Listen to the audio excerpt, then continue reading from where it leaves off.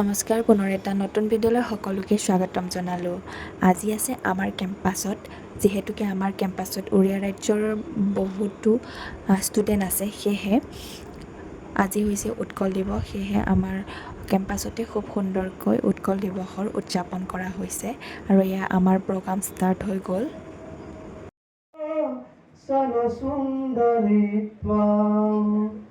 वन्दे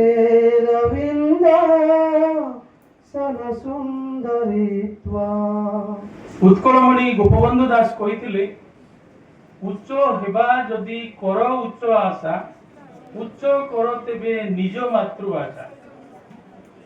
यदि कोई अपने सभी भाषाओं का सम्मिलित करके हम उत्सव मनाएंगे, ये हमारा मुख्यालय से निर्देश है, उसके हिसाब से हम करना चाहते हैं।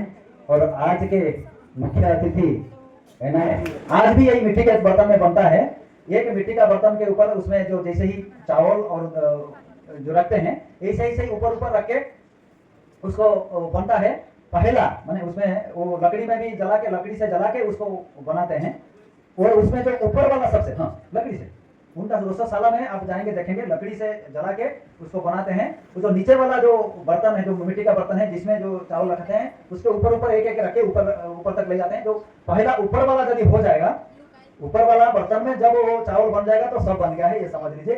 इसे इस पर উৎকল দিৱস যিহেতুকে সকলোৱে উৰিয়া ভাষাতে এনেকৈ ভাষণসমূহ দিলে ভাল লাগিল অনুষ্ঠানটি। কাৰণ সকলো ৰাজ্যৰ যেতিয়া এনেকুৱা ধৰণৰ সংস্কৃতি পৰম্পৰাসমূহ জানিব পৰা যায়, ভাষাসমূহ বহুত ভাল লাগে। আৰু সেয়েহে আৰু তাৰপিছতে ইয়াত দিয়া হ'ল আমাক পেকেট লাঞ্চ। তাৰপিছতে এনেকৈ আমাৰ সভাৰ সামৰণি মৰা হ'ল। আজিলৈ ইমান